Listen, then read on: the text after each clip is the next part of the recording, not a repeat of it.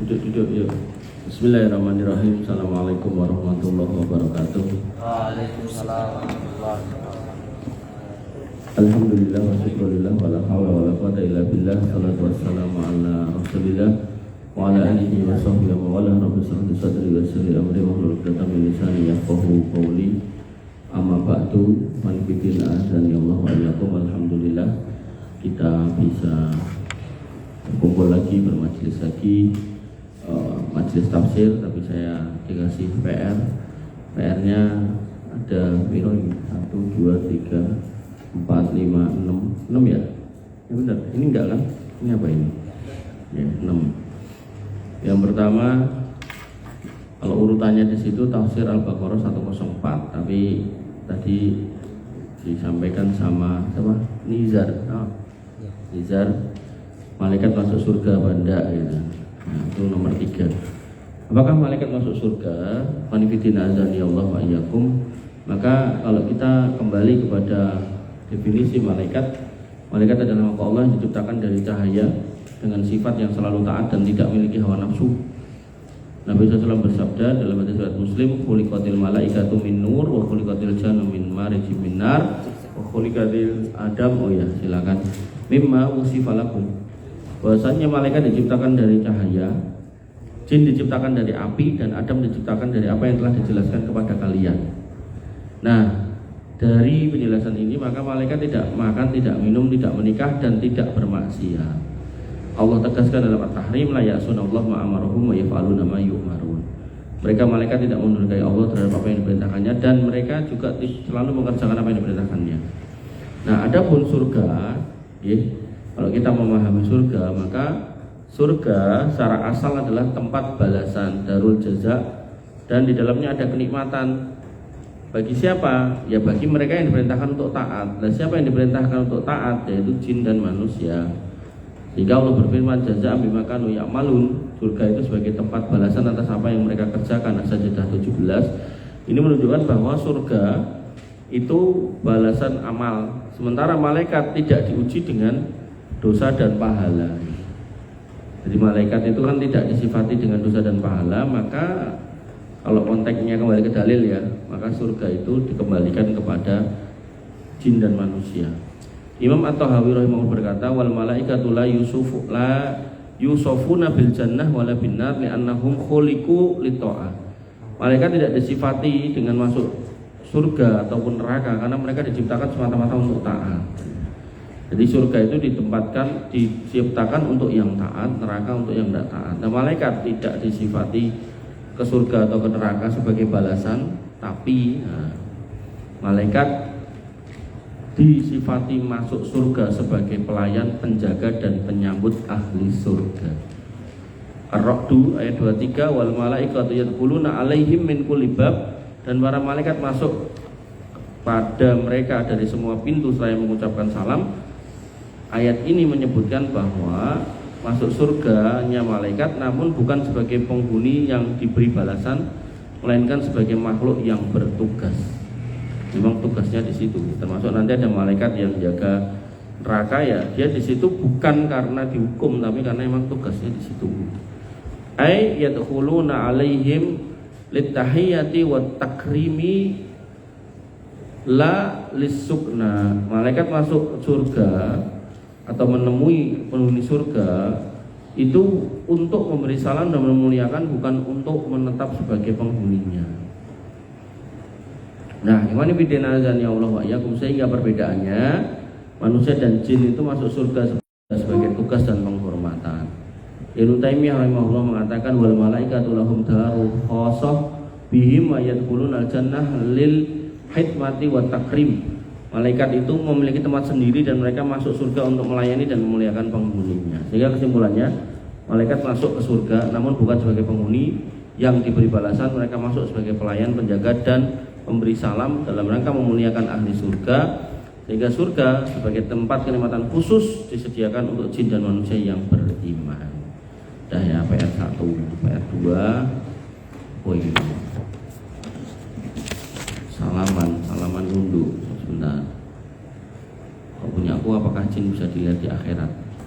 Lihat aja dulu. Sini ada satu golongan masuk neraka, 72 golongan masuk surga. Satu golongan masuk surga, 72 sisanya masuk neraka. Nah, ikhwan fillah azani Allah wa iyyakum. Sebenarnya kalau kita membicarakan ini, itu hadis komplitnya iftaraqatil yahudu ala ihda wa sab'ina firqah. Yahudi itu terpecah menjadi 71 golongan. Wa wahidatun fil jannah wa sab'una finnar. Satu masuk surga, 70-nya masuk neraka. Wa nasara iftaraqatin nasara ala isna wa sab'ina firqatan. Terpecah menjadi 72 golongan. Satu masuk surga, 71-nya masuk neraka. Nah, orang Islam Muslim terpecah menjadi 73. Satu masuk surga, 72-nya masuk neraka. Nah, ikhwan fillah azani Allah wa iyyakum, kalau kita mau perhatikan urutannya 71, 72, 73, itu sebenarnya kan cuma penambahan dari sebelumnya ditambah 1 tambah 1 tambah 1. Nah, siapakah ini yang satu? Ketika konteksnya adalah kaum Nabi Musa, maka yaitu wa min qaumi Musa ummatun yahduna bil haqqi wa bihi ya'dilun. Maka yang satu di antara kaum Musa itu di antaranya adalah umat yang mereka memberi petunjuk dengan kebenaran dan dengan itu mereka berlaku adil. Nah, sehingga nanti kalau dalam konteksnya Nabi Isa, maka ya otomatis yang mengikuti akidah yang benar yaitu tauhid dan mengikuti sunnah Nabi yang waktu itu diutus yaitu Isa alaihissalam. Maka begitu konteksnya Nabi Muhammad SAW, maka berarti satu golongan itu yaitu mereka yang berakidah yang benar, bertauhid, dan kemudian mereka yang mengikuti sunnah Nabi SAW. Sehingga Ibnu Katsir punya kalimat haula'il ladzina tamassakuna bitaurah al-haqqati qabla naskhiha fahum alal huda. Yang dimaksud satu golongan ketika umat Musa itu ada satu golongan yang masuk surga dan umat Musa, yaitu mereka yang berpegang pada Taurat sebelum Taurat itu terhapus. Dihapus oleh siapa ya? Oleh mereka sendiri atau dihapus oleh Nabi setelahnya yaitu Isa alaihissalam. Nah, begitu Isa alaihissalam datang ya seorang orang-orang Yahudi itu harusnya jadi Nasrani. Nah, begitu Muhammad SAW datang, orang Nasrani, orang Yahudi harus sih beriman. Tapi kan mereka nggak mau sampai hari ini. Dan itu hanya akan selesai nanti di hari kiamat, mendekati kiamat ketika Isa al-Masih turun. Nah, makanya kamu kalau mau mendakwai orang ahli kitab silakan, tapi jangan baperan. Baperan itu gimana? Jangan kemudian merasa nek wis tak kandhani kudu ngrungokke, ndak boleh gitu kan. Karena ayatnya jelas la ikraha fiddin qad tabayyana rusdu minal ghayyi, enggak ada paksaan satu. Kemudian yang kedua wa ma 'alaika illal balagh, enggak ada kewajibanmu kecuali untuk menyampaikan. Artinya kalau sudah mau sampaikan ya sudah. Dan kita tidak punya wewenang untuk innaka la tahdi man ahbabta walakinallaha yahdi may yasha. Kita tidak punya kewenangan untuk memberikan petunjuk, yang diberi petunjuk itu Allah gitu. Makanya kalau yang kita dakwai orangnya ya tidak mau minta petunjuk, tidak mau sholat paribasane ya angel gitu kan. Iya. Sehingga Allah Subhanahu wa taala berfirman di dalam Quran surat Al-Imran, "Wa may yabtaghi ghairal islami dinan falan yuqbala minhu wa huwa fil akhirati minal khasirin." Maka ketika konteksnya hari ini ya 71, 72 itu bisa bermakna ya orang-orang yang memecah dirinya dari jalan tauhid dan dari jalan sunnah. Dia memilih jalan kesyirikan dan memilih jalan kebid'ahan. Nah, apakah ahli neraka kekal selama-lamanya? Jawabannya tidak. Tergantung kesesatannya. Kalau kesesatannya konteksnya adalah akidah mungkin bisa.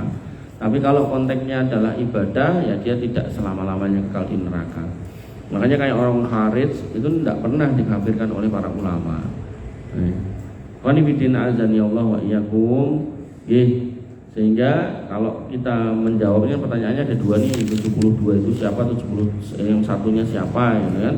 Maka yaitu mereka yang berpegang pada akidah yang benar dan berpegang pada sunnah Rasul yang waktu itu diutus. Nah, adapun sekarang maka mau nggak mau ya harus ngikut Nabi Muhammad SAW, dan itu dipastikan oleh sabda Nabi SAW, waladhi nafsi biyadihi waladhi nafsi Muhammadin biyadihi, demi Allah yang menggenggam jiwa Muhammad di tangannya, la yasma'u bi ahadun min hadhil ummah yahudiyyun wala nasraniyun, Summa yamutu wa lam yu'minu billadzi ursiltu bih illa kana min ashabin nar.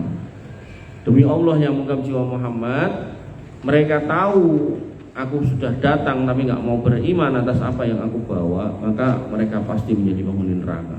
Dan ayat yang lain banyak, innalladzina kafaru min ahlil kitab wal musyrikina fi nari jahannam khalidina fiha ulaika hum syarrul bariyah. Kemudian ayat yang lain dilali aku. Ayat-ayat yang seperti itulah banyak. Ayat-ayat yang menunjukkan bahwasanya batalnya akidah selain Islam. Makanya walaupun konteksnya ada orang Islam yang salah, kita tidak boleh mengkafirkan. Tapi kita perlu meluruskan. Kan ada orang Islam yang berbuat kesyirikan, ya kita luruskan. Ada orang Islam yang mungkin berbuat kebid'ahan, ya kita luruskan. Nah, dakwahnya dengan bil hikmati wal mau'idotil hasanah, dengan hikmah. Sehingga hikmah ini adalah tidak boleh, motivasinya adalah kebencian, tidak boleh. Jadi harus dengan baik. Ya, kalaupun belum diterima ya sabar. Nah, iman bidina azan ya Allah wa iyyakum. Ibnu Taimiyah rahimahullah mengatakan, man balaghathu ta'watu Muhammadin SAW falam yu'min bi fahuwa kafirun. Siapa yang dakwah Islam itu nyampe kok dia tidak beriman, maka dia kafir. Gampangnya gini, ada masjid di satu kampung, maka kampung itu wajib menjadi orang beriman. Kalau kemudian tidak mau, ya nanti urusannya kita kembalikan kepada Allah. Artinya kalau dia milih nggak beriman, ya itu berarti dia bukan orang Islam, non Muslim. Nek bahasa Quran, bahasa hadis, bahasa agama kita orang kafir. Dan orang kafir dia berlaku hukum-hukum orang kafir. Yaitu apa? Nanti di akhirat masuk neraka. Nah, nanti kalau di dunia ya tentu hukumnya ya kembali kepada hukum-hukum yang ada. Dan kita tidak boleh membuat aniaya kepada mereka. Nah, hukum di dunia buat orang kafir itu apa? Ya sembelihannya nggak boleh kita makan kecuali di ahli kitab gitu.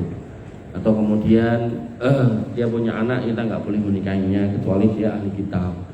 Tapi walaupun ayat tentang bolehnya sembelihan ahli kitab dan bolehnya bolehnya menikahi ahli kitab itu ada, tapi kan yang Islam ya banyak toh. Artinya kalau banyak wanita-wanita muslimah aja belum nikah, kenapa kalau harus milih yang non muslim gitu loh. Jika iman bikin azan ya Allah wa iyyakum, seorang muslim harus lebih fokus kepada saudaranya dulu. Kemudian kita kembali ke tafsir. Di sini ditanyakan tafsir Al-Baqarah 104. 104 ayatnya berbunyi, ya ayyuhalladzina amanu la taqulu ra'ina wa qulu durna wasma'u walil kafirina adzabun alim. Wahai orang-orang yang beriman, janganlah kamu mengatakan ra'ina, tapi katakanlah undurna dan dengarkanlah, dan bagi orang-orang kafir ada azab yang pedih. Nah, asbabun nuzulnya ayat ini turun karena orang-orang Yahudi Madinah menggunakan kata ro'ina yang secara lahir bermakna perhatikan kami, ro'ina. Namun dalam bahasa Ibrani mengandung makna celaan dan penghinaan kepada Nabi Muhammad SAW. At-Tabari rahimahullah mengatakan kanal Yahudu yaquluna lin Nabi SAW ro'ina yuriduna biha as-subba fanahallahul mu'minina an dzalik. Orang-orang Yahudi berkata kepada Nabi Muhammad SAW menggunakan kalimat ro'ina dengan maksud untuk mencela beliau SAW, maka Allah melarang kaum muslimin untuk ikut-ikut. Sehingga iwan fillah azan ya Allah wa iyyakum, ketika kamu punya teman atau saudara yang non muslim kok mulai mencela orang Islam, ya maka kamu jangan pernah ketawa walaupun katanya lucu. Misal kamu ngumpul sama temanmu non muslim atau yang Islam gitu kan. Terus saya datang, terus temenmu itu kayak kode, pedus gitu kan. Terus kamu ketawa gitu kan, jangan. Ya, jadi ketika itu konteksnya sudah penghinaan syariat, maka itu dilarang. Bahkan yang melarang nggak cuma Nabi, Allah. Dan bahkan jangankan pakai gerakan tangan atau ucapan yang jelas, kalau kayak pedus dan seterusnya. Ini cuma menggunakan kalimat yang makna bahasa Arabnya itu ada, tapi dia maksudnya makna bahasa Ibraninya yang artinya ya pencelaan juga gitu kan. Maka di situ Allah melarang menggunakan kata itu. Kan ada loh kata-kata yang mungkin secara bahasa di sini artinya A, baik, nanti tempat lain artinya B gitu loh. Iya, contoh ada orang Sunda ada? Gak ada?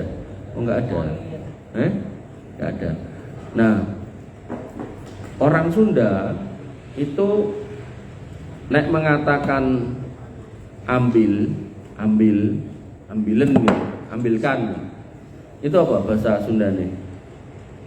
Nggak tahu ya, orang Sunda ya. Cokot. Cokot di sini artinya gigit, gitu kan. Nah, terus kata sudah dalam bahasa Sunda itu atos. Atos di sini keras, gitu kan.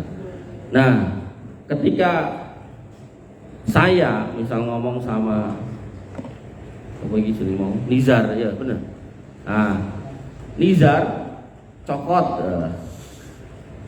Mungkin nek nganggo bahasa Jawa kan suruh gigit ya toh. Nah, karena dia orang Jawa ya dia akan mengatakan atos. Ya toh bener toh? Keras itu loh. Tapi mau saya orang Jawa, loh ini belum gua ambil, kamu udah bilang atos artinya sudah. Ya. Nah, sehingga nggak akan bisa ketemu kalau dua bahasa ini digunakan sebagai alat komunikasi barengan. Gitu. Nah, maka dalam konteks ini mereka menggunakan kata ro'ina yang artinya perhatikanlah, gitu kan. Tapi mereka punya bahasa Ibrani yang ro'ina itu adalah sebuah celaan. Nah, apa itu saya tidak tahu, tidak ketemu saya. Wanifidina azan ya Allah wa iyyakum, sehingga kita diminta untuk menutup celah. Fil ayah dalilun ala annal alfat allati tahtamilu su'al makna tutraku wa in kana qasduha hasanan. Dalam ayat ini terdapat dalil bahwa lafaz yang berpotensi memiliki makna buruk pakai bahasa lain kita tidak boleh gunakan. Nah, harus ditinggalkan. Nanti kaidahnya adalah saddud dara'i aslun min usulis syariah. Kita harus tutup pintu celah-celah untuk terjadinya penghinaan pada agama. Makanya kalau bahasa saja kita tidak boleh pakai, apalagi pakaian atau aksesoris yang jelas menunjukkan agama lain. Contoh ini mung contoh ya. Ada jersey klub tertentu, gitu. Itu logonya enek salipe, kamu tidak boleh pakai itu kalau secara akidah yang benar. Ada nggak? MU ya. Dulu ada Real Madrid gitu-gitu, kamu tidak boleh pakai itu. Atau misal dia menggunakan jersey negara-negara tertentu yang benderanya pakai salib, kamu tidak boleh pakai itu. Gitu. Terus contoh lagi misal jam. Nah, jam itu ada jam merek-merek tertentu itu dia pakai lambang salib-salib gitu, tidak boleh. Artinya kalau kemudian ucapan aja, ucapan itu kan setelah terucapkan tidak kelihatan toh bentuknya bandane mana kan tidak ada toh ucapan. Itu aja tidak boleh, apalagi sesuatu yang kelihatan dan bisa dilihat. Nanti enek cah nom mungkin ngefans sama artis tertentu, makanya jelek ngefans sama artis itu tidak bagus. Nah, artisnya pakai kalung salib, tapi kalau salib yang bentuknya plus gitu loh, jadi nggak lebih semua ini sama gitu, pakai gitu kan, maki gaya gitu kan, wah ini podo karo sikai gitu kan, ternyata artisnya bunuh diri gitu kan. Nah, orang-orang kafir kan sering itu bunuh diri kayak gitu. Makanya ya hal-hal yang menunjukkan ke sifat atau identitas agama lain maka kita tidak boleh menggunakannya. Ini sudah mau tafsir udah salaman nunduk enggak ada.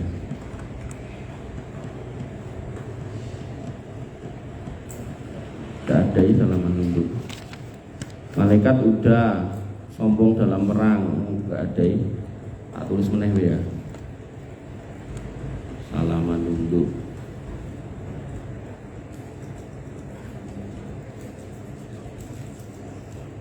Sombong dalam perang.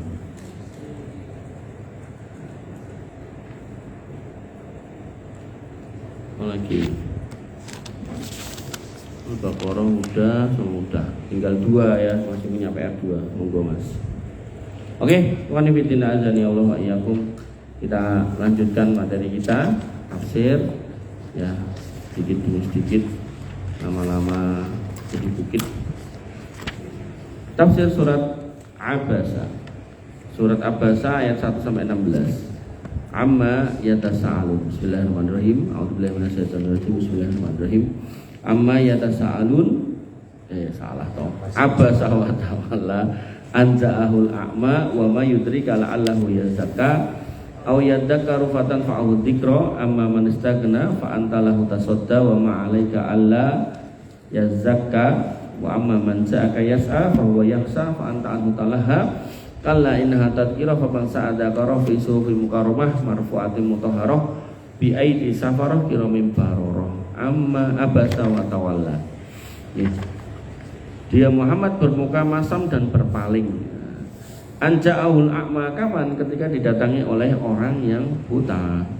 Wa ma yudrika la'allahu yazakka, tahukah kamu barangkali dia ingin membersihkan dirinya dari dosa. Jadi yang namanya ini kan rasul ya. Kalau kita ya pendakwah itu dai, ustadz misalnya itu, maka kadang sisi kejiwaan kemanusiaan kita itu kadang itu senang naik ceramah depannya wong sugih, pejabat gitu. Begitu datang orang yang biasa-biasa itu kemudian kurang semangat gitu. Ini sopo. Nah, aw yadzakaru fatanfa'ahu dzikra. Atau dia ingin mendapatkan pengajaran, lalu pengajaran itu bermanfaat kepadanya. Amma man istaghna, atau dia adapun orang yang merasa dirinya serba cukup kaya tadi, fa anta lahu tasadda, kamu menjadi melayaninya. Wa ma 'alaika alla yazakka, padahal tidak ada celaan atasmu kalau dia tidak membersihkan diri beriman. Maksudnya orang kaya itu nek mbok dakwai kok kemudian mereka enggak dengerin, kamu tuh enggak tak marahin loh Muhammad, kira-kira begitu. Nah, wa amma man ja'aka yas'a, adapun orang yang kemudian datang kepadamu yas'a dengan bersegera, wa huwa yakhsha, dan dia membawa hati yang takut, ingin ngaji, fa anta anhu talaha, maka kamu justru talaha mengabaikannya. Kala innaha tadhkirah, sekali-kali jangan kayak gitu, sesungguhnya ajaran-ajaran Rabbmu itu adalah satu peringatan untuk semua, tidak melihat lapisan dan golongan.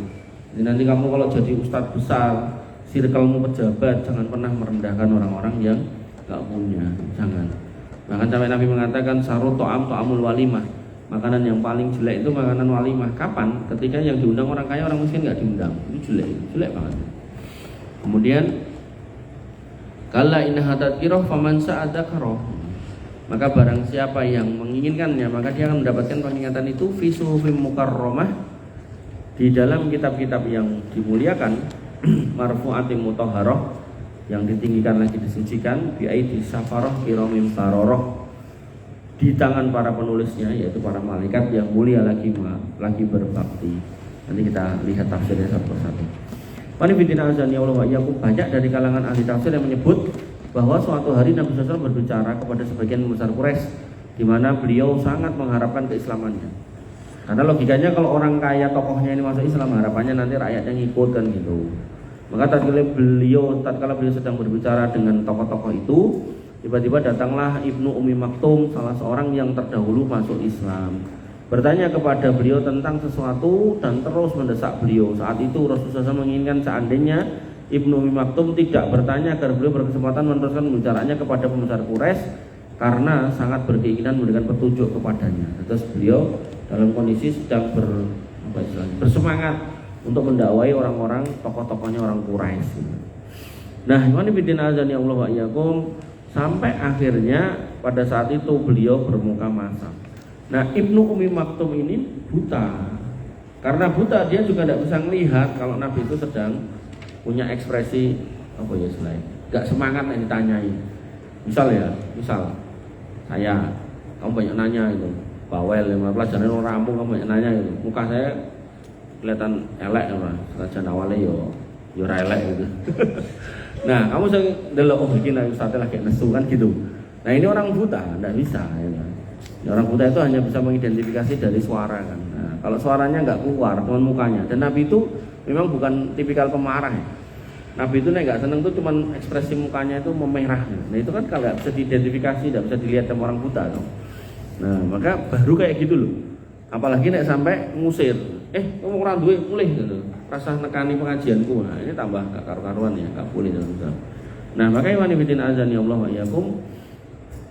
Pada saat itu beliau bermuka masam terhadap Abdullah bin Ummi Maktum dan berpaling darinya lalu menghadap kepada yang lain. Melengos. Kang mau kayak gini melengos. Dan dia di pelengos itu gak pudeng, dia itu orang buta. Gitu. Maka Allah menurunkan ayat abasa wa tawalla an ja'ul a'ma. Dia Muhammad bermuka masam dan berpaling karena datang seorang yang buta kepadanya. Allah berfirman, wa ma yudrika la'allahu yazakka. Tahukah kamu barangkali ia ingin membersihkan diri dari dosa, yakni akan tercapai baginya kesucian dan kebersihan pada dirinya, au yadzakaru fatanfa'u dzikra, atau dia ingin mendapatkan pengajaran lalu pengajaran itu memberi manfaat kepadanya. Jadi ketika kamu didatangi oleh orang miskin dan dia memang ingin mau belajar, maka terima dengan baik. Jangan diusir, jangan merasa terganggu. Yakni akan tercapai baginya nasihat dan peringatan dari hal-hal yang diharamkan. Sehingga nanti dalam hadis Nabi berkata kepada Ali bin Abi Thalib, wahai Ali, kalau kamu diberikan satu khumur ni'am, nikmat kendaraan unta warna merah. Pada waktu itu ya kendaraan paling mahal unta warna merah, karena umumnya unta itu warnanya coklat. Nah, maka itu lebih baik min ayah diaka rojulan wahidan. Kamu beri petunjuk satu orang, itu masih lebih baik ganjarannya daripada kamu dikasih unta merah. Unta merah itu mahal. Jadi kalau ada binatang umumnya warna apa, kok dia warnanya beda, itu mahal. Contoh ya, burung kutilang itu nek ning Depok paling harganya 50 sampai anggaplah 100.000. Nek warnanya kutilangnya warnanya apa? Putih, kutilang putih. Ya, abu-abu hitam gitu kan. Tapi kok kamu punya kutilang warnane emas, putih, masa kutilang emas enak? Ada toh? Oh iya, tidak pernah lihat saya. Nah itu saya tahu warna putih albino itu loh. Nah itu harganya bisa 15 juta itu. Makanya itu jadi peluang kamu nanti. Nah, misal punya burung-burung yang aneh itu dikembangbiakkan, kan? Jadi duit itu. Karek tugasnya karek ceramah harus ngedol manuk. Wanifidina azani Allah wa iyyakum, kembali ke sini, bahwasanya yakni akan tercapai berbagai nasihat dan peringatan dari hal-hal yang diharamkan. Amma man istaghna fa anta lahu tasadda. Adapun orang-orang yang tadi itu, orang-orang kaya yang dia itu merasa cukup dengan dunianya, maka kamu melayani dengan baik. Yakni adapun kepada orang kaya maka engkau menghadapnya dengan baik, barangkali ia akan mendapatkan petunjuk. Perasaanmu seperti itu. Wa ma 'alaika alla yazakka, padahal tidak ada celaan atasmu kalau dia tidak bisa kamu kasih petunjuk. Jadi kalau dakwai dia nggak mau, itu kamu tidak ada masalah, tidak dimasalahkan, tidak dianggap dosa. Jadi engkau tidak dituntut melakukan hal itu jika tidak tercapai baginya kesucian diri, artinya tidak kembali kepada tauhid. Wa amma man ja'aka yas'a wa huwa yahsa, adapun orang yang datang kepadamu bersegera untuk mendapatkan pengajaran sedang ia dalam kondisi takut kepada Allah, yakni yang menuju kepadamu dan menjadikanmu sebagai imam agar ia mendapatkan petunjuk melalui apa yang kau sampaikan kepadanya, fa anta anhu talaha, maka kamu itu mengabaikan. Jadi engkau perhatikan engkau perlihatkan kesibukan, tidak mau peduli, kayak usrap dewi. Maka ini musibahnya pendakwah. Ya kebetulan Nabi itu maksum, jadi dinasihati langsung oleh Allah. Nah nasihat Allah terdapat di dalam Al-Quran yang harus kita ambil untuk kita ikuti. Maka iwanifidin azani Allah, dari sini Allah memerintahkan kepada Nabi SAW agar tidak mengkhususkan peringatan ilmu hanya kepada seseorang, namun harus menyamaratakan antara yang mulia dan yang lemah, yang kaya dan yang miskin. Makanya masjid itu tidak boleh depan itu, wah ini khusus untuk ini, nggak boleh. Siapapun yang datang lebih dulu ya safnya depan gitu. Artinya kalau ada Pak Lurah datangnya terlambat ya dia belakang. Ada ustadz, ada mudir misalnya datang terlambat ya belakang. Nah, ikhwan fillah azani Allah wa iyyakum. Kemudian disamaratakan kaya dan miskin, lemah dan kuat, tuan dan hamba sahaya, laki-laki dan wanita, anak dan dewasa. Selanjutnya Allah akan memberikan petunjuk kepada siapa yang dikehendakinya kepada jalan yang lurus. Sungguh Allah mempunyai hikmah yang jelas dan hujah yang tidak dapat dibantahkan. Jadi Allah itu ketika memberikan petunjuk itu Allah tidak kemudian milih-milih yang tak kayak sugitok, enggak. Semua orang bisa diberi dan semua orang juga bisa nggak diberi. Makanya sebagai seorang pendakwah tidak perlu membebani diri. Oh iki wong itu ayu kudu tak kayak dadake wong Islam, Islam tak kayak bojo, nggak boleh gitu. Ya artinya kalaupun dia mau mendengarkan ya sudah. Nawa itu untuk pengen dipek bojo ya sing keri pikir keri. Maka tidak boleh kemudian motivasinya seperti itu. Kalau motivasi seperti itu, ya kalau enggak jadi muslim, ya, akhirnya yang ada cuman kesedihan, gelo, putus asa, mutung. Kok wis ra ngisi pengajian neh Mas, moh soalnya sing tak incer tak gelem ngrungokke nasihatku. Kan aneh gitu. Makanya ikhwan fillah azza wa iyyakum, jangan seperti itu ya. Al-Hafidz Abu Ya'la berkata di dalam musnadnya, Muhammad bin Mahdi telah menceritakan kepada kami, Abdul Razak telah menceritakan kepada kami, Ma'mar telah mengabarkan kepada kami dari Qatadah dari Anas mengenai firman Allah abasa wa tawalla, dia Muhammad bermuka masam dan berpaling. Beliau mengatakan Ibnu Ummi Maktum mendatangi Nabi SAW saat beliau sedang berbicara kepada Ubay bin Khalaf. Namun beliau berpaling darinya sehingga Allah menurunkan ayat abasa wa tawalla an ja'ahul a'ma. Maka setelah itu Nabi SAW selalu memuliakannya, Abdullah bin Ummi Maktum. Nanti kalau udah Allah yang menyebut, maka mau nggak mau Nabi memuliakan Abdullah bin Ummi Maktum. Imam Qatadah berkata, Anas bin Malik mengabarkan kepadaku, ia berkata, aku melihat Ibnu Ummi Maktum pada saat perang Qadisiyah mengenakan sebuah baju besi dan membawa bendera hitam. Orang buta aja jihad ya. Nah, kalau kita orang normal baru disuruh ngaji males itu gimana? Abu Ya'la dan Ibnu Jarir berkata, Sa'id bin Yahya bin Sa'id al-Umawi telah menceritakan kepada kami, ia berkata, ayahku telah menceritakan kepadaku, ia berkata, ini adalah apa yang telah kami sebutkan kepada Hisham bin Urwah dari ayahnya dari Aisyah. Ia berkata telah diturunkan surat Abasa wa Tawalla mengenai Ibnu Ummi Maktum yang buta. Dia mendatangi Rasulullah SAW selain berkata, berilah aku petunjuk. Saat itu Rasulullah SAW sedang bersama seorang pemuka kaum Quraisy. Lalu Nabi SAW berpaling darinya dan menghadap kepada yang lain, pemuka kaum Quraisy. Kemudian Ibnu Ummi Maktum bertanya, apakah anda melihat suatu kesalahan pada apa yang saya ucapkan? Nabi menjawab, tidak. Pada peristiwa itu turunlah surat Abasa wa Tawalla. Jadi Abdullah bin Ummi Maktum ini sudah bisa merasa walaupun nggak melihat, kok responnya nggak bagus gitu. Akhirnya bertanya, apakah saya salah ngomong ya Rasul? Tidak. Ya, manusiawinya Nabi ingin supaya perhatiannya fokus pada si kaya itu, si tokoh itu. Tapi kemudian diingatkan oleh Allah, ya otomatis seorang Rasul harus rujuk. Sehingga Nabi kembali kepada mendakwai Abdullah bin Ummi Maktum, menjelaskan kepada Abdullah bin Ummi Maktum. At-Tirmidzi juga meriwayatkan hadis ini dari Sa'id bin Yahya al-Umawi dengan syarat-syarat serupa, bahwa Abasa wa Tawalla diturunkan mengenai Ibnu Ummi Maktum dan ia tidak menyebutkan dari Aisyah. Ibnu Jarir dan Ibnu Abi Hatim meriwayatkan dari jalur Al-Aufi dari Ibnu Abbas mengenai firman Allah Abasa wa Tawalla, di mana beliau berkata pada saat Nabi SAW berbicara dengan Utbah bin Rabi'ah.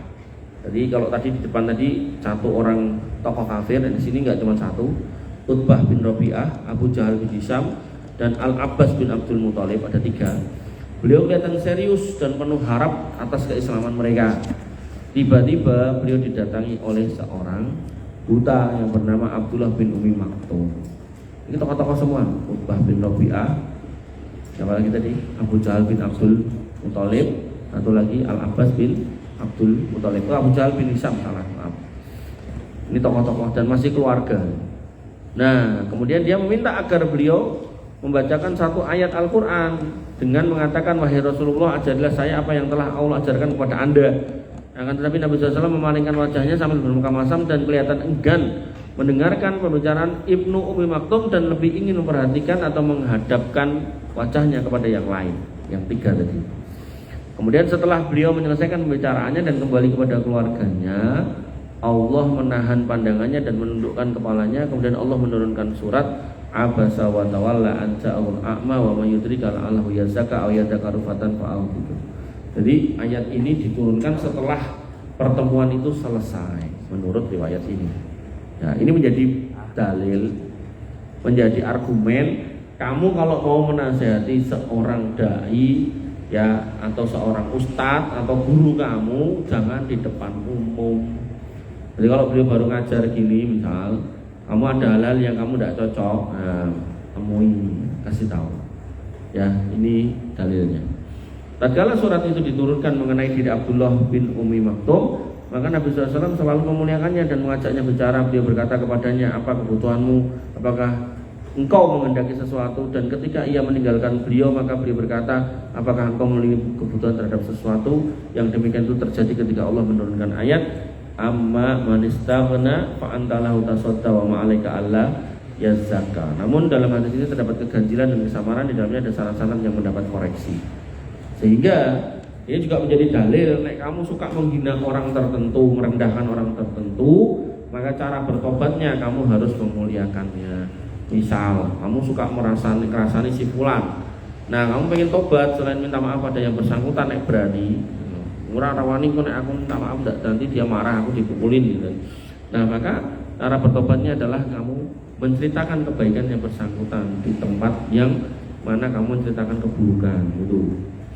Nah, Ibnu Abi Hatim berkata, Ahmad bin Mansur Ar-Rimadi telah menceritakan kepada kami, Abdullah bin Soleh telah menceritakan kepada kami, Al-Lais telah menceritakan kepada kami, Yunus telah menceritakan kepada kami, Salih bin Abdullah meriwayatkan dari Abdullah bin Umar, yang berkata, kemudian Rasulullah bersabda, sesungguhnya Bilal mengumandangkan adzan saat masih malam, maka makan dan minumlah sampai ada seruan adzan oleh Ibnu Ummi Maktum. Akhirnya beliau diangkat menjadi muadzin spesialis adzan subuh.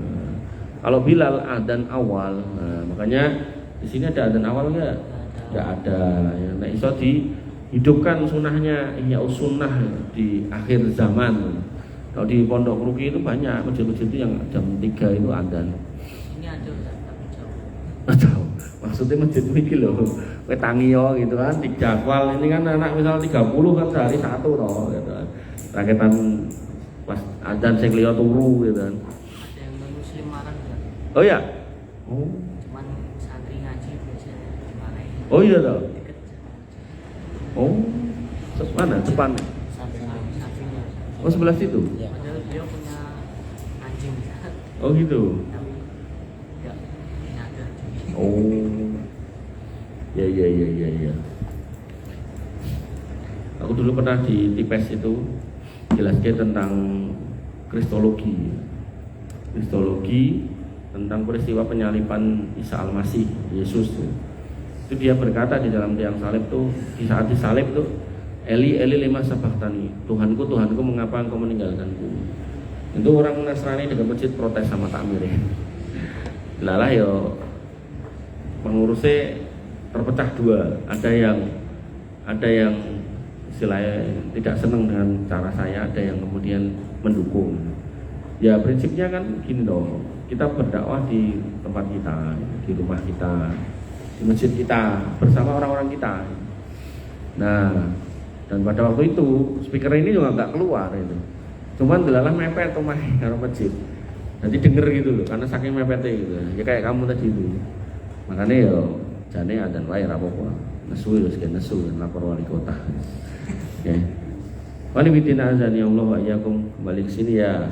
Dia Abdullah bin Maktum dikasih kedudukan yang mulia, yaitu sebagai muadzinnya Nabi.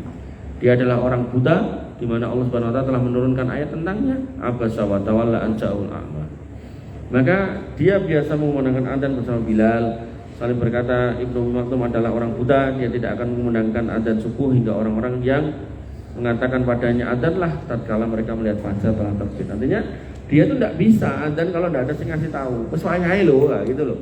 Nek enggak ada yang ngasih tahu enggak bisa, kenapa lah buta. Nah, maka demikian yang disebut oleh Urwah bin Zubair, Mujahid, Abu Malik, Qatadah dan seterusnya, di mana bahwa surat tersebut diturunkan mengenai Ibnu Ummi Maktum, sementara yang masyhur namanya adalah Abdullah, sehingga namanya Abdullah bin Ummi Maktum. Makanya tadi sebenarnya Ibnu Ummi Maktum, aku nambah Abdullah Dewi gitu.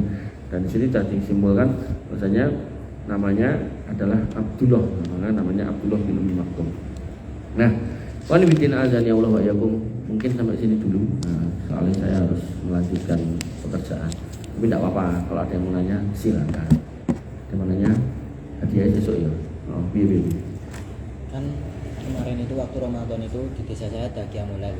8 rakaat itu imamnya waktu Piro? 8 rakaat. Ya. Nah, itu imamnya waktu di 2 rakaat beberapa gitu ya, imamnya lupa. Imamnya cuma 1 rakaat, terus makmumnya juga gak ada yang ingetin, saya pun mau ngingetin ragu. Habis itu pas selesai kayak gitu ngulang nambahin enggak?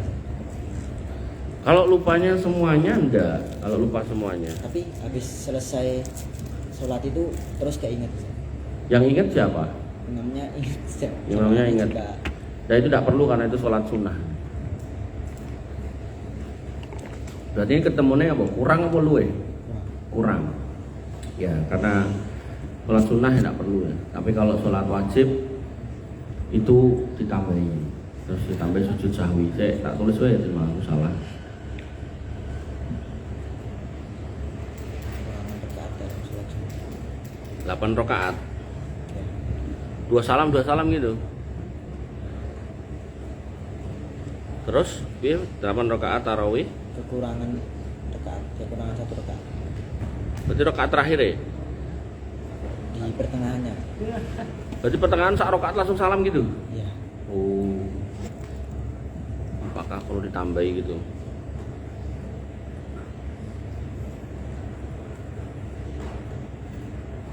Oke, asimen dulu. Ada lagi? Oh ya, sini dulu, sejeda. Wih. Misalkan kita kan mau sholat tahajud, terus terdengar dari jauh itu sama-sama ada subuh itu kita melakukan sholat tahajud boleh nggak? Gini, jadi kalau misal tahajud itu hukumnya kan sunnah muakkad. Sunnah muakkad itu sunnah yang sangat ditekankan. Nah, kalau misal kamu tidak bisa sholat agak jauh dari subuh, mepet subuh, misal kamu dan subuh 4:30, kamu jam 4:15 kamu ke masjid situ misal. Nah, maka sholat yang kamu lakukan pertama kali adalah sholat witir. Karena antara tahajud dan witir jauh lebih utama, ya, karena itu penutup malamnya. Nanti pembuka paginya adalah fajar, ya. Kamu sholat witir dulu 1. Nah, habis itu kamu sholat 2 salam. Kok baru dapat 1 rakaat dari 2, terus adzan gitu kan. Nah, maka kamu lanjutkan aja sampai selesai salam gitu. Gitu ya. Nah, jadi nanti 2 itu dapatnya berapa? Misal dapatnya cuma 2 ya nggak apa-apa, dapatnya 4 ya nggak apa-apa gitu. Saya sering kayak gitu. Jadi kalau misal malam itu capean tidur, terus habis itu ngisi pengajian pada subuh. Nah, tak usahakan berangkat sampai tempatnya itu sebelum adzan. Nah, di situ saya ya sholat witir 1, kemudian tahajud sak dapetnya sampai adzan. Mungkin 2, mungkin 4 gitu kan. Mungkin ya witir tok, kayak tadi pagi itu witir tok ya enggak apa-apa. Orang ding karo untuk lurus ding. Jadi indikasi Ramadan seseorang itu berhasil adalah dia melanjutkan kebaikan di bulan Ramadan. Nah, kebaikan di bulan Ramadan salah satunya kan tarawih. Maka min sawabil hasanati al hasanatu ba'daha. Di antara balasan dari kebaikan adalah kamu lanjutkan kebaikan setelahnya. Maka kalau kemarin kamu tarawih full, maka ya setelahnya berarti di bulan ini dan seterusnya kamu harus melanjutkan tarawih itu dalam konteks yaitu sholat tahajud. Nah, minimal 1 plus 2. 1 itu witir, 2 itu tahajudnya. Nah, ini dalilnya adalah ahabbul amal ilallahi adwamuha wa in qalla. Amal itu dicintai, yang paling dicintai oleh Allah itu yang sedikit tapi ajek gitu loh. Nanti kalau kamu bisa 11 ya nggak apa-apa, itu lebih baik. Tapi nek misal aku soalnya 11 anggar dino minggu tok ahad tok itu ya itu jelek gitu. Jadi mendingan tiap hari tapi 21 daripada 11 tapi seminggu sekali gitu ya. Gitu. Kamu udah sebelah sini sekarang. Kamu Dalam surat Al-Hijr ayat 22 Al-Hijr. Piye? Arsalna riyaha lawaqi, dan kami telah meniupkan angin untuk mengawinkannya. Mengawinkannya. Al-Hijr 22. Tak tulis dulu lah.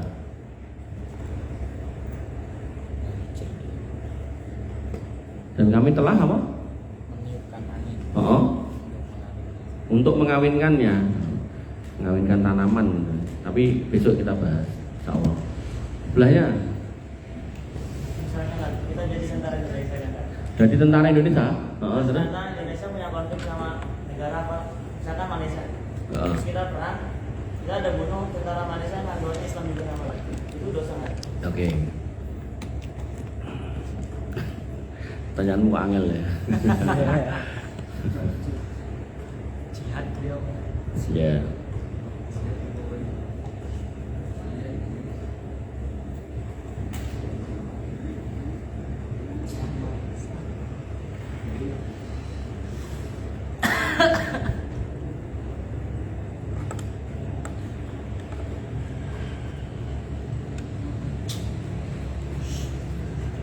Ya, tak simpen dulu ya. Nah, sebenarnya ya lihat masalahnya apa dulu kan? Masalah yang memang pihak negara tetangga yang memulai dalam artian mendolimi kita. Ya, kita membela hak kita itu benar. Misal kayak ada begal Islam gitu kan. Terus kamu sebagai muslim yang dibegal gitu kan. Terus kamu udah bilang, "Mas, aja mbok jiko." Nek mbok jiko aku wani gelut nganti mati gitu. Ya ayo, wes. Akhirnya begalnya mati, ya kita tidak dosa dalam konteks itu. Nah, makanya sebenarnya hukum asalnya kembali kepada permasalahannya apa. Tapi kalau jelas problemnya kayak Papua itu, nah itu ya kita insya Allah masih sahih. Tapi nanti saya cari dulu. Sini ada nggak? Geser sini saya. Oh mas. Ini buat tulis orai. Oh tulis. Berapa banyak? Misalkan saya mencuri ya. Alhamdulillah. Misalkan. Ojo sayang. Ya, si A. Terus si B ini kan misalkan diberitahu sama temennya. Si A itu tadi mencuri gini-gini. Terus si A ini ditanyain sama si B. Terus si A ini apa itu yang membawi. Terus tanya lagi bilang bilahi. Terus tanya lagi Allahi tapi ketahuan mencuri itu. Maksudnya dia bersumpah tapi bohong. Terus ada buktinya kalau dia bohong. Gimana? Pertanyaan gimana apanya? Hukumnya ya kalau gini, jadi orang yang sudah bersumpah kita harus menerima sumpahnya selama kita tidak bisa membuktikan. Tapi kalau orangnya bersumpah dan kita punya CCTV-nya, nek dia itu melakukan perbuatan yang melanggar tidak sesuai dengan sumpahnya, ya tetap dihukum. Ya nek hukumnya kembali ke hukum negaranya gimana? Nek hukum di negara kita ya kalau ngayam penjara 6 bulan. Kalau di negara Saudi ya maling ya potong tangan gitu kan. Nah, maka sumpah menjadi batal kalau bisa ada bukti atau saksi yang mematahkan. Tapi kalau tidak ada kita harus terima. Dosa besar. Yang mana? Ya, yang bohong itu. Ya dosa dong. Kan orang yang bersumpah menyebut nama Allah terus tidak menepatinya itu kan dosa besar dan dia harus menebusnya dengan apa coba? Puasa atau 3 hari berturut-turut atau memberikan makan 10 orang fakir miskin atau memberikan pakaian 10 orang fakir miskin, baru dosa sumpahnya itu bisa dihapus gitu. Dari sisi dosanya. Tapi karena dia nyolong ya ada konsekuensi hukumnya tau. Nah, itu. Orangnya itu dia nggak takut dosa tapi yang dia takutkan mati gitu. Takut aneh gitu. Jadi tidak takut dosa, neng takut mati gitu. Maksudnya ya terus apa masalahnya? Ya itu kan kembali ke orang itu. Maksudnya masalah kita apa dengan orang yang seperti itu? Artinya dia terserahlah dia mau takut yang mana. Makanya fungsi hukuman di dunia itu kan sebenarnya untuk mencegah orang-orang yang tidak takut dosa, ini takut mati. Makanya di Saudi itu tingkat pembunuhan sangat rendah. Karena bisa jadi orang itu tidak takut sama akhirat atau mungkin tidak kenal hukum di akhirat atau mungkin tidak peduli dengan hukum akhirat, tapi dia peduli hukum di dunia. Soalnya aku nek mateni wong aku dipateni kan kadang ada orang kayak gitu. Makanya kita ya jauh usah Saudi lah, kita lah. Kenapa kamu kok taat lalu lintas? Soalnya aku nek ngelanggar aku dicekel polisi gitu. Makanya nek gak enak polisi kan bablas gitu toh. Ngomong kok nganggo helm, soalnya nek polisi padahal nanti kalau kita kecelakaan tidak pakai helm kepala kita ya pecah gitu. Makanya harusnya kalau kita itu melakukan ketaatan dalam konteks misal pakai helm, itu nek iso tuh motivasinya bukan karena Pak Polisi, tapi motivasinya karena keselamatan kita. Makanya saya itu mengusahakan, saya secara pribadi ya, misal dari rumah ke sini, itu kan jadi orang lewati jalan gede, jalan kampung, saya helman gitu. Karena saya tidak tahu musibah di jalan itu seperti apa. Nah, makanya kamu yang merasa punya poni, yang poni man gitu kan, manusia berponi, Itu jangan kemudian naik motor kalau orang nggo helm ben ketok ponine bagus gitu, ndak ya. Nanti itu naik kamu jatuh nabrak aspal ya tetap benjut gitu kan. Tetap ya saya belum pernah lihat orang kepalanya pecah. Saya pernah lihat. Jadi ada mobil nyebrang, ada orang naik motor, motong dan banter, rumongsone dia bisa apa ya istilahnya, bisa dapat gitu loh, sep gitu loh. Nah mobil lagi ya terus baik gitu, jadi tabrak dier gitu. Terus orangnya batu ini nyium mobil itu, diuk nanti dengkok gitu, langsung jatuh, duduk gitu. Nah saya deket itu lihat dari jauh gitu, palanya bendet ini keluar darah itu, seret gitu. Lagi kui, kamu kan tahunnya cuma ember pecah karo gayung pecah atau gara-gara jatuh, wah bocor ya emberku gitu toh. Akhirnya sabun kok entek gitu. Ya itu mirip gitu, tapi itu kepala gitu. Makanya tadi saya bilang, ya mungkin benar kamu bahasanya ada orang yang mungkin tidak takut sama akhirat tapi takutnya mati bisa. Tidak bisa kamu jangan gitu loh. Gitu. Kalaupun kamu susah untuk takut akhirat, takutnya sama mati ya itu juga masih mending lah daripada nggak takut sama sekali. Ya, jadi usahakan kita punya keadaan-keadaan yang memang bisa menjaga diri kita di dunia dan di akhirat, dan itulah yang disebut dengan hakikat takwa. Jadi kita taat itu bukan karena apa-apa tapi karena lillahi ta'ala. Termasuk kamu hafal Quran, ketika tadi saya baru nyusun tapi belum selesai buku judulnya Santri Juara gitu. Nah itu di situ tentang motivasi. Jadi kalau kamu membaca Quran ya motivasinya Allah, bukan karena aku pengen jadi hafid, pengen aku jadi imam ning kene ning kono gitu, enggak. Nanti kamu nek mau mengikuti dengan niat-niat seperti itu nek enggak kejadian, enaknya mau gelo, kecewa. Tapi kalau kamu niatnya adalah nawaitunya lillah, maka insya Allah apapun yang terjadi sama dirimu, hidupmu akan penuh kesyukuran, tidak akan stres. Memang ada hafid Quran stres, mungkin ada, saya belum pernah ketemu sih, gitu. Cuman bisa jadi ada orang-orang yang dia punya cita-cita tapi nggak seperti yang dia harapkan gitu. Dari sini udah situ, apa mas?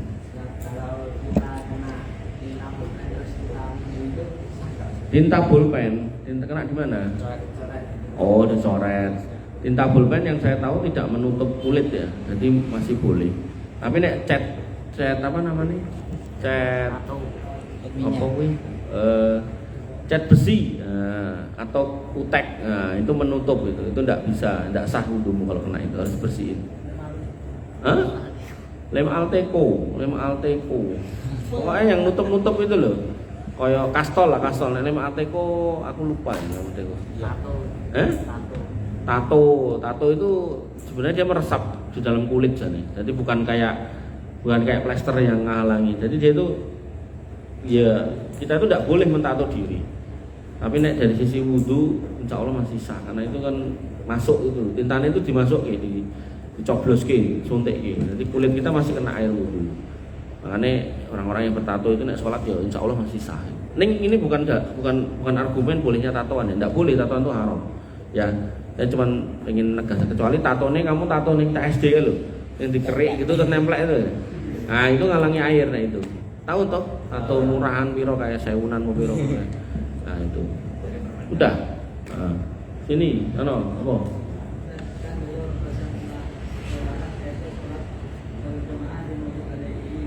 Kamu kapan?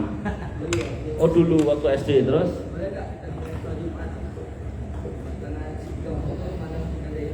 Boleh.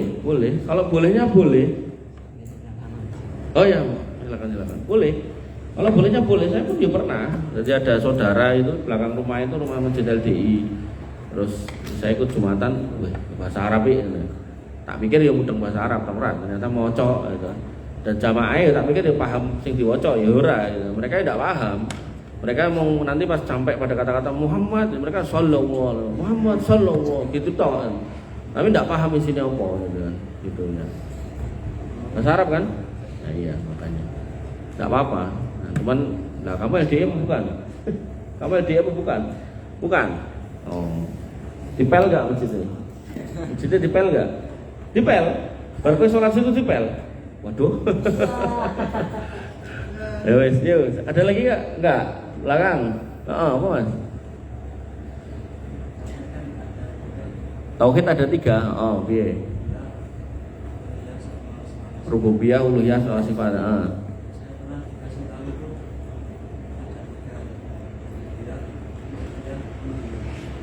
Apa? Rububiyah, uluhiyah, asma wa sifat. Terus kamu pernah dikasih tahu satu apa? Mulkiyah. Terus uluhiyah, satunya apa? Boleh nih? Apa?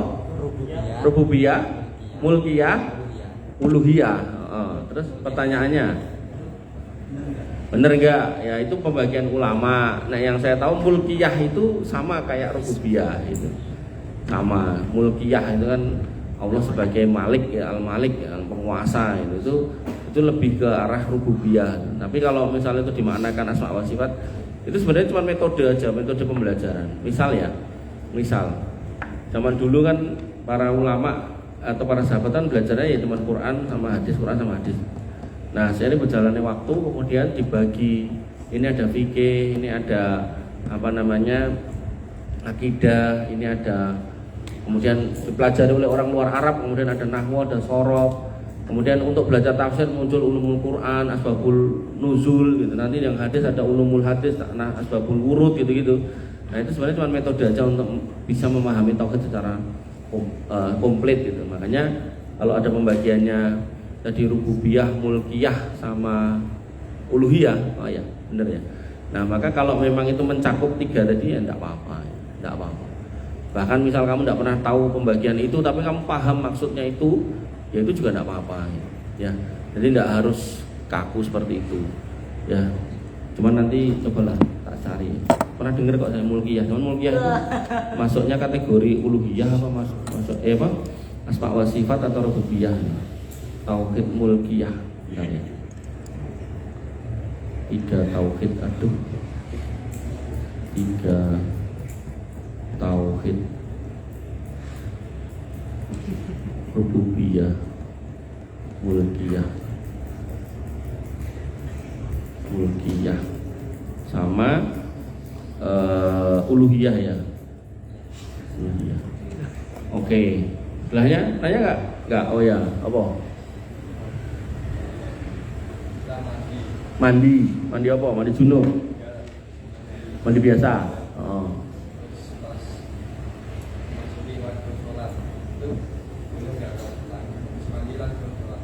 Habis mandi langsung sholat boleh, nggak mandi sholat aja boleh. Iya. Maksudnya nggak wudhu bisa. Oh, maksudnya nggak wudhu. Ya makanya aku tadi tanya mandi besar kan bilang enggak. Nah, mandi besar enggak berarti kan ya bukan mandi besar toh. Nah, berarti ini langsung sholat ya nggak boleh ya, berarti harus wudhu. Jadi yang boleh habis mandi langsung sholat ya mandi besar. Berarti kamu harus mandi besar dulu. Jadi niatnya mandi junub dulu. Nah, tapi yang nggak junub ya nggak apa-apa. Gitu. Contoh mandi besar ketika kamu tidak junub apa?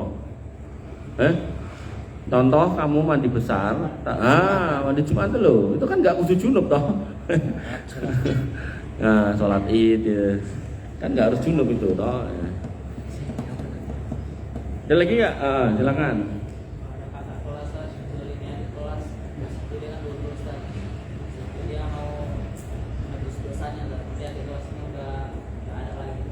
Gak ada tuh apa? Mati apa gimana? Oh udah pindah.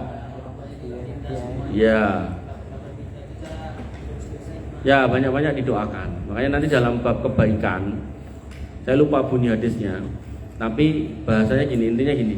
Kalau ada orang buat baik sama kamu, maka balaslah yang serupa. Misal ya, kamu dibeliin apa nih? Bakso. Ya, kalau kamu mampu beliin bakso juga gitu. Nah kalau misal kamu tidak mampu, kata Nabi, maka doakanlah. Sampai kapan? Sampai seolah-olah doamu sudah mencukupi untuk membalas jasanya. Itu. Makanya saya sama santri-santri saya bilang, kamu sama saya nek kelingan ndongake ya alhamdulillah, nek ora ya ora apa-apa gitu kan. Saya bilang sama mereka. Nah, sehingga saya berharap tidak ada beban itu loh. Mereka itu untuk harus balas saya itu enggak. Saya juga enggak minta gaji pertama ya enggak. Saya waktu mereka wisuda selesai sarjana saya tidak mau diajak datengin wisudanya, saya tidak mau. Jadi saya netral itu, tidak mau menjadi beban buat mereka. Nah, maka kalau kita punya kesalahan sama orang, ya kita minta maaf kalau masih bisa menemukan. Tapi kalau sudah tidak ketemu, maka kita doakan sebanyak-banyaknya. Itu kalau kesalahannya tidak ada kaitannya dengan hitung-hitungan. Tapi kalau ada hitung-hitungan, salahmu sama dia apa? Oh, aku punya utang 1 juta. Nah, keluarin tuh duit 1 juta, infakkan atas nama dia. Nah, kalau nanti satu ketika ketemu orangnya, kamu harus menyampaikan itu. Bro, maaf saya dulu pernah punya utang 1 juta. Terus aku sudah berusaha mencari kamu dan 1 jutanya dan kamu tidak ketemu, terus 1 jutanya sudah tak infakkan ke pesantren gitu kan. Saksinya si Ustadz Fulan misalnya gitu, Ustadz Fajar misalnya gitu. Nah, kamu ikhlas enggak? Dia bilang, enggak, aku pengennya duit. Ya sudah, berarti diganti duit gitu. Nah, nanti yang pertama nanti pahalanya buat kamu gitu. Itu menurut perkataan Ibnu Abbas. Nah, jadi tergantung dosanya apa ya. Nanti ada lagi loh yang nanya, saya dulu punya pacar gitu kan. Terus pacar saya nikah sama orang lain, saya nikah sama orang lain. Terus pacar saya jadi janda. Bagaimana tobat saya? Apakah saya harus menikahi pacar saya? Enggak, gitu kan. Nanti nggak semua yang dosa itu kemudian harus dicari orangnya, nggak semua. Ya, dosa-dosa yang seperti itu enggak usah. Atau misal saya dulu pernah punya teman ditraktir minuman keras. Biar balas jasanya apakah saya perlu mentraktir dia minuman keras? Ya enggak gitu kan. Ya, jadi kayak tobatnya para penyanyi itu bukan kemudian cuma meninggalkan nyanyiannya, ya alat-alat musiknya harus dimusnahkan gitu. Nah, gitu. Terus dia, wah rugi loh, gitar saya harganya 500 juta, mau tak jual dulu, enggak boleh gitu. Enggak boleh gitu. Jadi alat-alat yang berbau kemaksiatan itu tidak boleh dijual, diuangkan. Jadi tidak boleh kita kemudian kita sendiri pengen menyingkiri itu kok kemudian orang lain disuruh pakai itu, tidak boleh gitu ya. Jadi harus dimusnahkan. Makanya kamu kalau jadi orang kaya pasti kan beli sesuatu yang dia tidak ada unsur kemaksiatan pada Allah gitu. Karena nanti nek kamu pengen tobat itu buat jual, tidak boleh juga. Oke, geser ada nggak? Enggak ada. Baik. Apa? Mau lagi? Apa? Misal ada orang dia kan sedih kan, terus saya suruh baca Al-Quran misalnya. Dia bilang kalau baca Al-Quran saya nggak taruh, taruhnya kalau dengar lagu. Nah, terus kata Ustaz saya syirik kesan orang. kalau syirik enggak ya? Kalau itu dikatakan syirik enggak? Itu orang yang terkena fitnah atau syubhat, bukan syirik. Jadi orang yang tidak bisa membedakan mana yang baik, mana yang benar, atau mana yang salah, mana yang benar, itu masuk dalam terfitnah syubhat. Bentar ya. Tapi tidak masuk dalam kategori syirik. Nah, jadi dia tidak paham mana yang baik dan benar. Misal gini lah, ala bidzikrillah tatmainul qulub. Hati itu bisa tenang karena dikir. Kok kamu dikir gak tenang? Berarti ada masalah sama kamu. Oh, aku naik dengerin lagunya si Fulan ini malah tenang. Nah, itu berarti masalah sama kamu. Karena hukum asalnya yang terbaik itu adalah zikir, Quran. Kok kemudian kita dengar Quran kok malah sebel, dengar lagu kok malah seneng. Nah, itu masalah sama kita. Syirik tidak. Masuk kategori syirik bukan? Haram. Karena fitnah syubhat itu bahaya. Jadi ada fitnah syubhat, fitnah syahwat. Ibnu Taimiyah mengatakan orang yang kena fitnah syahwat itu dia sadar nek dia salah. Pemabuk itu dia sadar nek dia salah. Nah, tapi kalau orang kena fitnah syubhat, dia itu nggak sadar kalau dia itu salah.